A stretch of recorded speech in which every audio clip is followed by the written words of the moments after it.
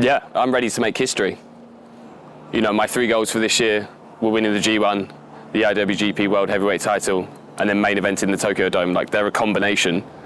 So, like, my goals aren't complete until the Tokyo Dome. And yeah, and obviously the goal is not to main event the Tokyo Dome once.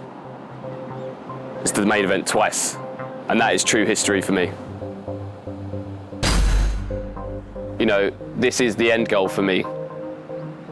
Like, I will wrestle in Japan for the rest of my career, or I won't wrestle. So, like there has been no option to fail.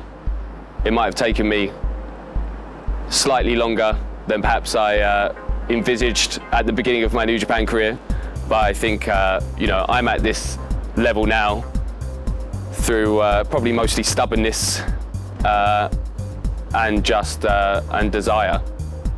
So yeah, of course, to some degree, to walk out as the first foreigner to win in the main event, is more of an achievement I think other people will speak about in the future. Like, my desire to win the main event of the Tokyo Dome is for my own success, and I've, like I said before, Japan feels like home. I've been welcomed from the beginning in this country, but obviously I'm fully aware I'm not Japanese. I'm also very proud to be a British wrestler. So yeah, it's a balance between those two things. Like, I wouldn't have got to Japan without the background I had as a British wrestler, and I want to make everyone proud back in the UK.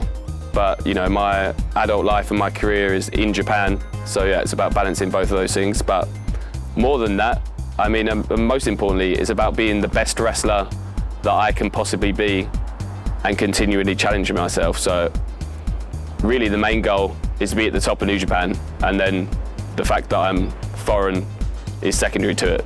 Like, I am the champion, like the champion of New Japan, the top champion of New Japan. That has been the goal from the beginning, and that will be the goal continuing forward, to remain as champion as long as bloody possible.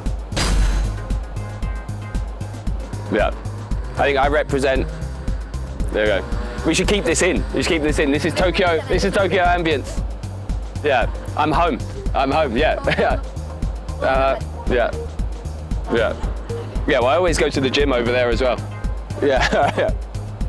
Yeah. And my favorite vegan place, I can see it over there. Yeah. It's just the soothing ambient sounds of the train. 自分にとってはこういう音が落ち着くんだよね、この転送の音が。Yeah. Like, the first time I come to Japan was just for 3 months at the Noah Dojo, but I remember feeling like genuinely sad on the last day at Haneda Airport. So I think I adjusted very quickly. Like, I spent my whole career trying to get to Japan. So, like, as soon as I landed and my first day in the dojo, it felt, as much as a new place can feel like home. But definitely the first time I left, like, I was just, like, I felt homesick when I returned to England for Japan. Yeah. My favorite thing about Japan, I mean, I just love the energy of Tokyo.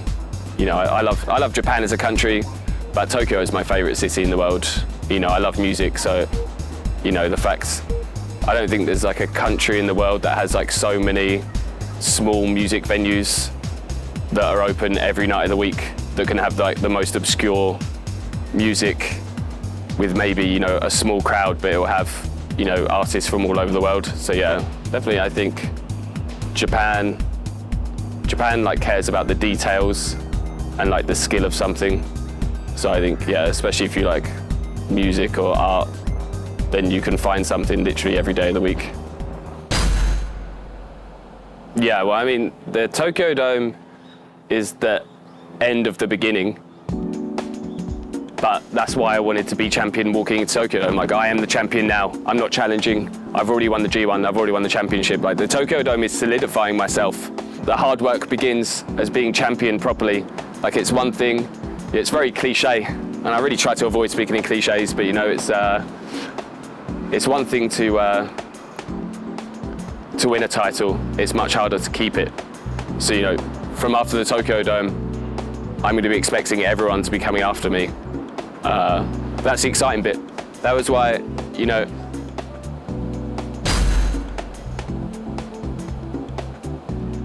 I mean, the only direct year-to-year goals are just to be a better wrestler. And then this is my 20th year, and I've had the biggest success, without a doubt, of my entire career. So, you know, I've known from the beginning the kind of wrestler that I want to be.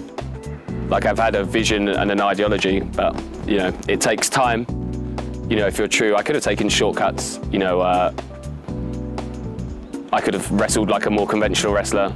I could have abandoned submission wrestling. I could have, you know, gone for like easy crowd-pleasing moves, like high-impact moves. But I don't give a fuck about that way of wrestling. Like you know, of course, you know, it brings me immense happiness that people find joy in watching me wrestle. But I'm wrestling the way that I wrestle for myself. But that's also a year-in-year endeavor. So you know, I can't look back on previous years of my career and be satisfied. So I hope that in 2 or 3 years' time, I look back on my 2024 and be disappointed with it. So that's the goal. Yeah, hopefully the only thing I regret about this period when I look back in the future will be like, why did I have bleached blonde hair for so long? Yeah, I've done this for almost 2 years now, and sometimes I wake up and look at the bathroom mirror and be like, what am I doing? Yeah. But then also look back at my brown hair. I think, what a boring bastard. So, Torre, is it? Oh, yeah, okay, yeah. Maybe in 2 or 3 years' time, I'll have even more exciting hair. Yeah, maybe I'll have like a mid-career crisis and just shave my head off when I lose the championship. I think my head's too small. I get a couch's eye all the time. I think I'd look ridiculous with a bald head. Oh, there you go. There's my motivation for after the 2 Tokyo Domes. I have to keep the belt so that I don't have to shave my head in shame when I lose the championship. Here we go. E-motivation. Yeah, my goal by beating Shota, more than my own, you know, motivation for finishing, you know, my immediate goals. Like you know, my intention is to bring out the best Shota at the Tokyo Dome, and also bring out the real Shota. You know, I'm going to give him, you know, the best consolation prize to losing a world title match in the main event of the Tokyo Dome, but I'm going to give him the opportunity to really figure out who he should be as a wrestler, not who he thinks the fans or perhaps the company want him to be. Like, who does he want to be? Like, it's also very easy, you know, he's still very young, 27 years old, main event of the Tokyo Dome is incredibly impressive. You know, there's not many other young wrestlers that could do that.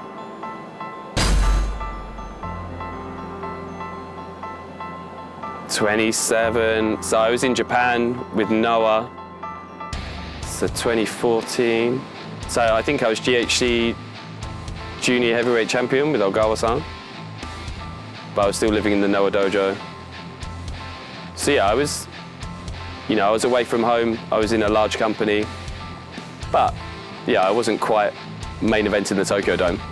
So it is impressive. You know, Shota is getting a lot of slack and a lot of criticism, and you know, some of it he's bringing on himself, but also, you know, like, I accepted his challenge because, I mean, I've beat everyone in New Japan this year. There's only one man that I haven't revenged a loss to, and it's Shota Umino, and he's 27 years old. And he's also had the balls, especially to come out in Osaka after already being booed at Ryogoku. Like, then also, even his response to me tossing him out of the ring and telling him to piss off, like, you know, he attacks me. Like, I was like, okay, maybe there is something there. Like, I've always had high hopes for Shota. Like, he was a young lion when I first joined New Japan. I wrestled him before he went on excursion. You know, he went to excursion to the UK, so I was, you know, paying close attention. Shota's potential is limitless. It's just, I don't think he's been true to himself.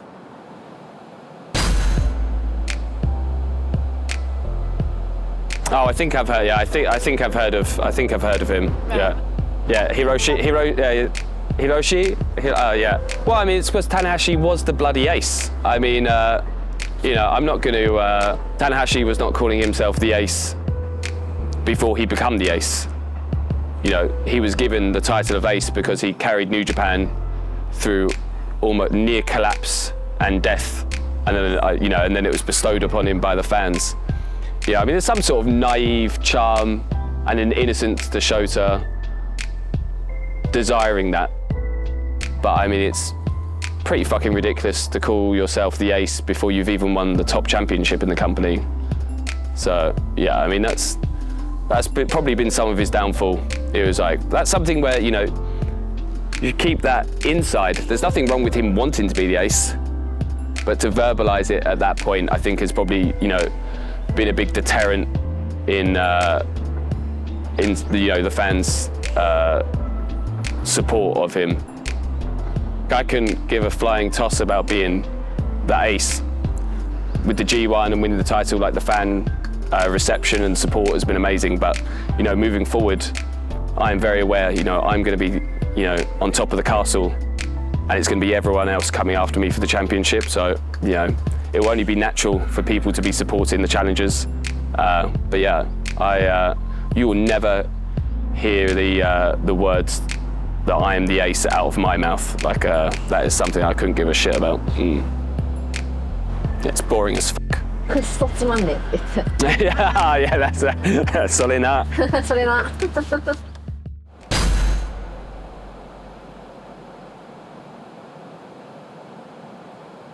Well, seemingly a wrestler that can jump off the top rope in a suit and dress shoes effortlessly.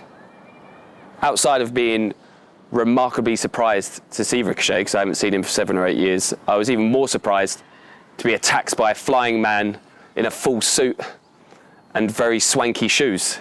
So yeah, they were my most immediate thoughts. Professional wrestling is incredible. You can have been doing it for 20 years and still be surprised. Yeah, obviously, outside of being surprised to see Ricochet, it's interesting to see him back in New Japan. Obviously, he's spending a lot of time here, and also in Japan in general, with Dragon Gate as well. But yeah, I'm interested, to